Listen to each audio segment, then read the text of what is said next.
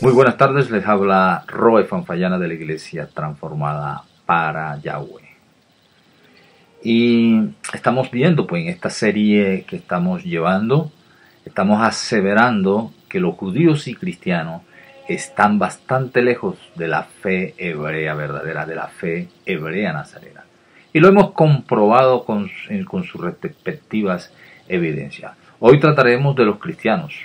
Yeshua, cuando vino, pretendía restaurar la fe hebrea en los judíos, los cuales se habían alejado, como lo vimos en los videos anteriores de esta serie, presentándose él mismo como el Mesías sufriente ante ellos, pero que algunos de ellos rechazaron y siguieron abrazando el judaísmo, soportándose en una ley oral que solo ellos inventaron.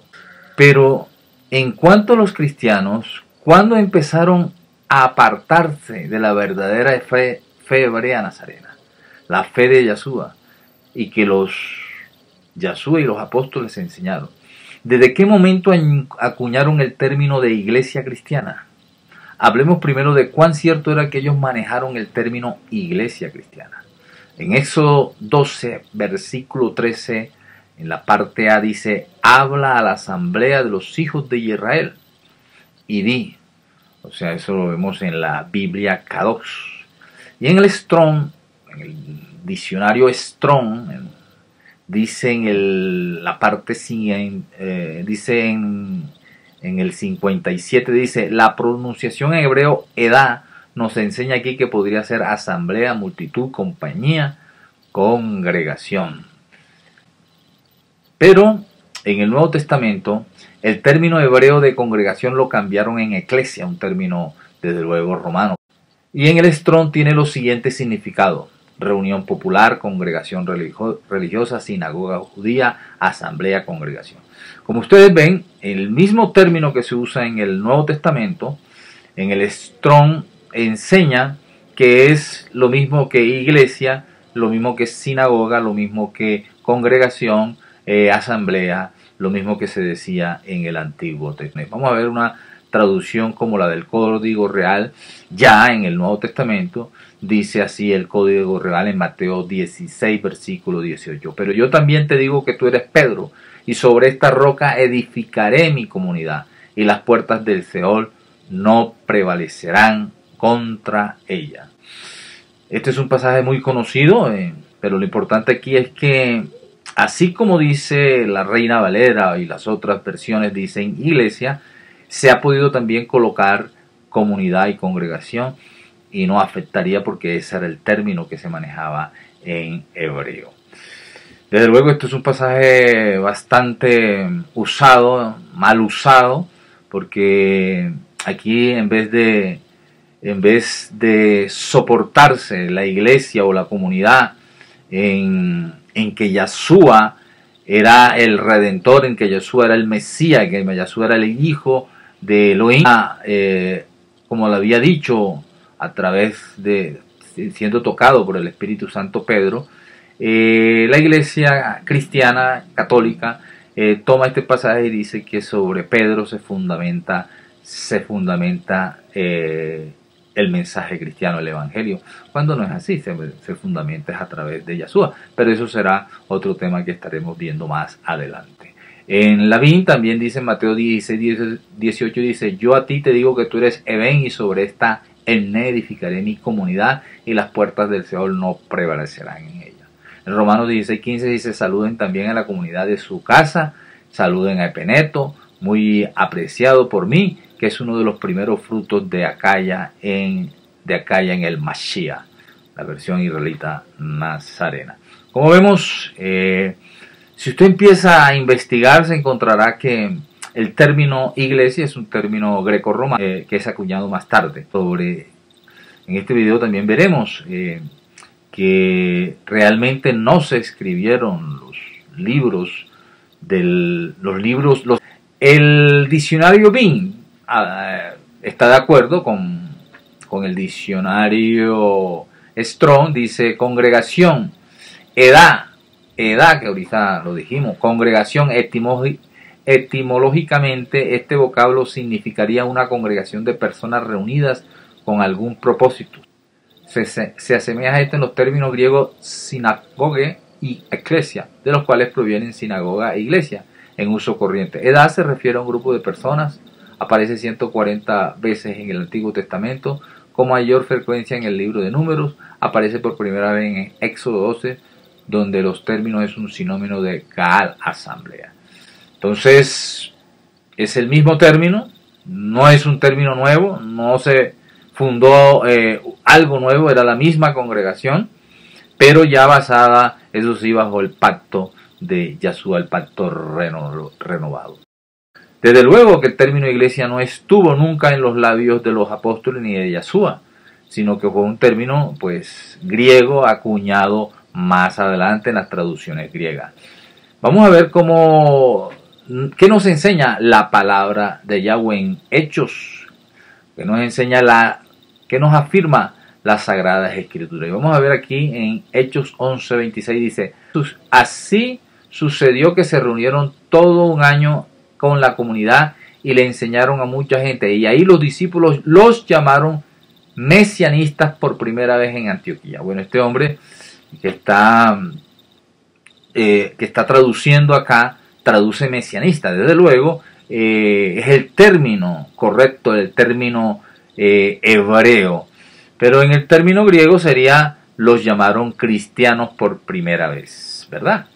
Pero la pregunta que tendríamos que hacernos es si fue del gusto de ellos que lo llamaran cristianos. Si fue del gusto, pues lo aceptaron porque de pronto de alguna manera se iba a difundir a través se iba a difundir el evangelio en el lenguaje griego, pero dentro de Jerusalén, dentro de Israel, a ellos no los llamaban cristianos. Eso hubiese sido una ofensa, hubiese sido algo tremendo, y pues si los llamaban como dice allí mesianistas, y si les llamaban mesianistas, los judíos que no se habían convertido nunca los llamarían mesianistas. ¿Por qué? Porque era como reconocer que el Mesías había llegado, que ese Mesías del que se estaba predicando en esos tiempos de Yahshua, sí era el Mesías, y que era un Mesías sufriente. Ellos no iban a aceptar eso, nunca lo iban a llamar como mesianistas, ni mucho menos cristianos, porque el término cristiano, como lo vamos a ver, el término griego no era manejado, el griego no era manejado. Yo quiero hacer énfasis en eso, porque ustedes lo han engañado. Ustedes les dijeron que se hablaba griego en los tiempos de Yahshua, que el pueblo judío hablaba griego fluidamente, y entonces por eso se escribieron los libros nazarenos del Nuevo Testamento, se escribió en griego, y eso es una mentira que la vamos a corroborar, la vamos a atestiguar con soportes bíblicos y con soportes históricos en este video. Vamos a ver qué dice Eusebio en el año 315, en la Era Común, en el libro La Historia Eclesiástica. La historia eclesiástica que tenemos aquí, vamos a mostrárselo. Aquí tenemos vamos a verlo aquí, La Historia Eclesiástica. Pues es un libro de historia, el padre de la historia le llaman, es un hombre que maneja la historia. Desde luego, tenemos que entender, tenemos que decir que este es un libro elaborado por una mentalidad greco-romana. Eusebio, filósofo, amante de Platón y pues defensor más que todo de la Iglesia católica y de los apóstoles católicos, pero igual es un saber, es un hombre muy erudito en la historia, reconocido por todos, y por eso pues vamos a ver aquí qué dice este libro de la Historia Eclesiástica. Vamos a verlo en el libro 2, capítulo 3, página 57. Dice lo siguiente: los discípulos dispersos en la persecución de Esteban, floreciente y vigorosa la iglesia antioqueña, en la cual se encontraban reunidos muchos ya profetas procedentes de Jerusalén, con los cuales estaba Pablo y Bernabé, ya otros hermanos no pocos en el número. Nació allí el nombre de cristianos. Desde luego, como le digo, él va a utilizar el término cristiano, mientras que ya sabemos que el término sería mesianistas, como dice Lavín. Entonces aquí se va a manejar el término ya greco-romano cristianos. Luis de Cádiz, en esta misma historia eclesiástica, hace un comentario, pone una nota en el libro 2, capítulo 3, página 58, nota 9. Comenta: fue entonces y en aquella ciudad donde comenzaron a los discípulos de Cristo a llamarlos cristianos por primera vez. Hasta entonces, recuerde, tenga en cuenta que no se llamaban cristianos dentro de Israel, dentro de Jerusalén. Los llamaron los gentiles que hablaban griego, los llamaron cristianos, un término griego. Se venían llamándolo, dice Luis de Cádiz, dice, se venían llamando discípulos, santos, elegidos, nazarenos. El nombre de Nazareno fue impuesto por los judíos a los discípulos de Jesús de Nazaret. Jamás, dice Luis de Cádiz, jamás los hubieran llamado cristianos, pues era confesar que Jesús era el Cristo, o por decir, jamás los hubieran llamado mesiánicos, porque era reconocer que el Machía esperado por ellos había llegado. Entonces eso no lo iban a reconocer ellos jamás. Fuera de Israel le llamaban cristianos. En Hechos 24:5 dice lo siguiente: porque hemos hallado que este hombre es una plaga y promotor de sediciones entre todos los judíos por todo el mundo, y cabecilla de la secta de los nazarenos. En Hechos 24:5, en Hechos 26:28 también encontramos, dice: entonces Agripa dijo a Pablo, ¿por qué me persuades a ser cristiano? Señores, Agripa hablaba griego. Y el término de él, en vez de decir Mesías, seguramente dijo en griego cristiano. Pero de una manera despectiva, ¿cómo los llamaban a ellos? Ellos les gustaba a Pedro, a Pablo, les gustaba que le dijeran cristianos, o mejor mesianistas, o mejor, como los llamaban de verdad, nazarenos. Por eso estamos hablando de un desprendimiento de la fe hebrea nazarena, que fue la que planteó Yeshua. Era la misma fe hebrea de Abraham, de un Mesías sufriente, pero ya acá estaba el Cordero en vida, ya acá el Mesías sufriente era nazareno, y por eso se le llama fe hebrea nazarena, de la cual pues no tuvo parte los judíos de la fe hebrea, no tuvo parte, ni tuvo parte, como lo vamos a demostrar, los cristianos tienen parte de la fe hebrea verdadera. Aunque la destrucción del templo fue en el año 70 por la revuelta de Bar Kokhba, en el año 132 era común, Adriano prohibió la entrada de los judíos a Jerusalén, y solo hasta ese año en Jerusalén siguieron los apóstoles judíos.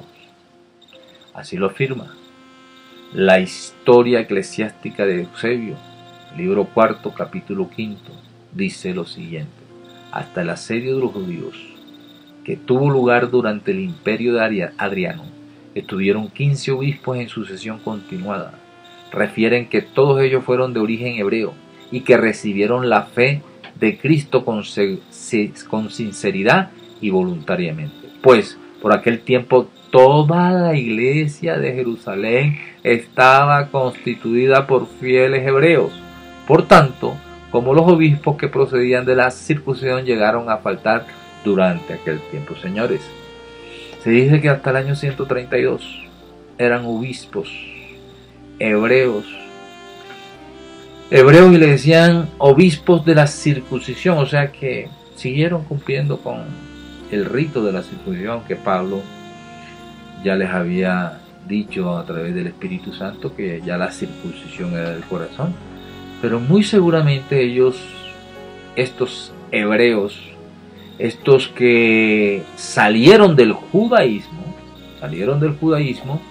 dejaron de abrazar el judaísmo, abrazaron la fe en Yahshua HaMashiach, pero abrazaron también los mandamientos dados a Moisés, como se los dio Moisés, no como lo transversó el judaísmo. Pues esa era la pelea, ese fue el debate siempre, la ley oral que estuvimos hablando en el video anterior. Pero le decían los apóstoles de circuncisión, eran hebreos, cumplían mandamientos, tenían la fe hebrea obediente, pero no obediente a rabinos, no obediente al Talmud, no obediente a teólogos cristianos, obedientes a los mandamientos de Yahweh. Hasta allí dice que llegaron los apóstoles en Jerusalén, apóstoles de la iglesia primitiva, se les quitó. Pues desde luego, aquí vamos a ver que los judíos, llámense judíos nazarenos, judíos esenios, judíos fariseos, los sacaron. Dice, aquí dice, sigue diciendo dice, considero enumerarlos por su orden, desde el primero hasta el último, con 15. Así pues, el primero fue Santiago. ¿Quién era Santiago? Dice allí, Santiago, el hermano del Señor, el que era llamado el hermano del Señor, Santiago, el que escribió el libro. Él fue el primer apóstol de Jerusalén. Por ahí no aparece Pedro, por favor. Pedro no es el primer obispo. Y si usted ve la historia, este libro que tenemos acá, en este libro dice que el primer obispo de Roma fue Lino. Entonces yo no sé dónde metieron a Pedro. No, nunca supo que fue papa obispo. Eso es un invento. No de todos, porque vea, este es greco-romana, este es cristianos católicos. Y muchos, pero ellos son serios en eso y dicen, no señor, el primer apóstol después de los tiempos de Yahshua fue Santiago en Jerusalén y en Roma fue Lino. El último de todos fue Judas. No vamos a poner todos los nombres aquí porque dice primero Santiago y el último fue Judas, 15º en orden. Así pues, estos son todos los obispos de Jerusalén, todos los cuales desde los apóstoles hasta Judas, todos procedían de la circuncisión. Más adelante dice, a partir de entonces se prohibió a todo el pueblo judío poner los pies en la región cerca de Jerusalén por mandato constitucional del emperador Adriano. Adriano dijo, no entran más los judíos a Israel, a Jerusalén. No entran más a esta tierra. Lo sacó y allí está el quiebre. Allí languidece la fe hebrea nazarena. Eso fueron los de la mentalidad hebrea nazarena. Y llegaron la mentalidad greco-romana. Se fue la fe hebrea nazarena. Y llegó y aparece con fuerza arrolladora la fe cristiana greco-romana, proyectando un Mesías sufriente, sí, pero desdibujado, reformulado, reinterpretado. Por lo tanto, lo dejan de llamar Yahshua HaMashiach y los grecorromanos lo llaman en aquel tiempo, pues como ha evolucionado, habría que ver cómo lo llamaban, porque en 1569 la evolución del español, en la misma Reina Valera que la primera Biblia le llama la Biblia de los 1569, el español era otro. O sea, el español que usted ve ahora era otro. Usted puede verlo, puede hacer ese ejercicio. Entonces a él lo llamaban ya en 1569 Iefus el Cristo, algo así, algo bastante raro, inteligible casi para nosotros en estos tiempos, pero era el español del año 1569. Usted lo puede ver allí en la Biblia del Oso, la Biblia del Oso del 1569, que dice en Hechos 2:38, Pedro les dice, hace penitencia. Bueno, la verdad es que no sé leer esto. Y bauticé, no, nosotros es como ya, como suena también a veces como portugués. de Ifo es el chirito. Ifo es el chirito para perdón de los pecados. Bueno, algo así, pero es un soporte. Es un soporte. Ahí está la Biblia del oso. Las que la tienen del año 1569 la pueden ver. Hace 500 años, vean, los cristianos no pronunciaban. Hace 500 años, los cristianos no pronunciaban Jesucristo porque no existía. ¿Cómo entonces le llamarían? ¿Cómo ese Cristo de los años 135, cuando ellos empezaron a hablar ya más afuera, más a los gentiles, empezaron a decir un nombre que desde luego se fue muy lejos del Yahshua Hamashia, y entonces empezaron a llamarlas? Estas mentes helenizadas y llenas de Platón y Sócrates proyectaron un Yahshua no hebreo, se desmarcaron de la ley y de todo lo que le pudiera asociar con los judíos. Reformularon la fe. La fe hebrea es creer y obedecer. La nueva fe ofrecida es creer sin obedecer. Crecieron en gracia. Y decrecieron en obediencia. Cercenaron la fe, una fe coja. Solo gracia y nada de verdad. Se acaba el evangelio de Yahshua de gracia y verdad, y solo presentaron un evangelio de solo gracia. Empezaron, como lo dijo el mismo Lutero ahorita, empezaron a beber del charco, como lo indicara Lutero, y dejaron de beber de la fuente. La pregunta es, ¿de dónde bebe usted? Esto es lo que hoy tenemos hasta ahorita, porque no podemos seguir avanzando por cuestiones de tiempo y de cuestiones laborales. Entonces les tengo esto y seguiremos hablando de este tema, de cómo fue la ruptura del cristianismo con la fe hebrea nazarena.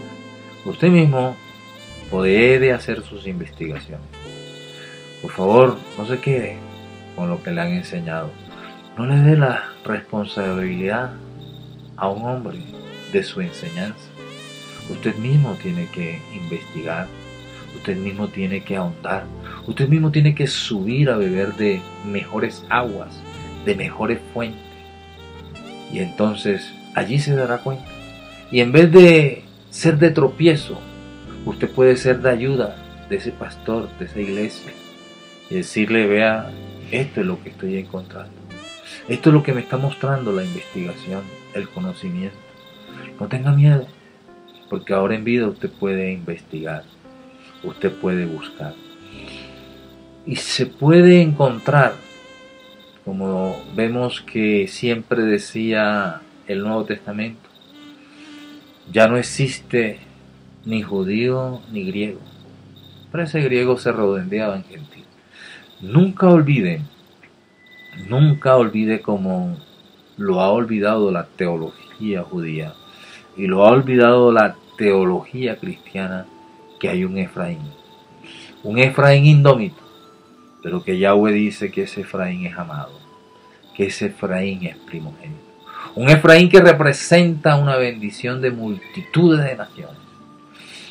El Israel físico que está allí está incompleto. Está con la tribu de Judá, está con los judíos. Le faltan las 10 tribus que se regaron por el mundo.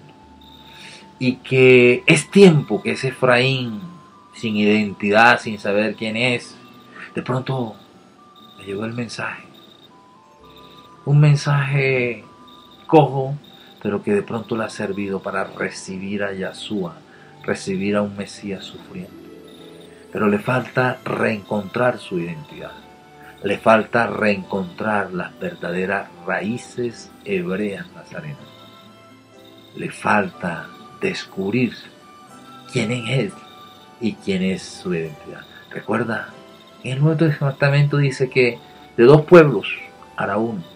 Del pueblo que está cerca y del pueblo que está lejos. El pueblo que está cerca es el hijo que nunca se fue, Judá. O se fue, salió, pero ahí está. Identificable. Se puede tener trazabilidad de él. Pero hay un pueblo lejos, a quien tiene promesas inmensas. El pueblo de las 10 tribus. la casa de Israel, las ovejas perdidas de la casa de Israel, que Yahshua no negó venir a buscar y que también encomendó a sus mismos apóstoles. Les dijo: por camino de los gentiles no vayan a las ovejas perdidas de la casa de Israel. Esos son los gentiles que están lejos y que los hace cerca a través de Yahshua. Nos hace inmersos en el Israel de Yahweh. Pero el Israel de Yahweh que tiene la fe hebrea. La fe hebrea de Abraham. La fe hebrea del Nazareno. La fe hebrea nazareno. Que Yahweh te guarde. Que Yahweh te bendiga. Que Yahweh haga resplandecer su rostro sobre ti y ponga paz en ti. Y que Yahweh ponga su nombre en ti. Amén.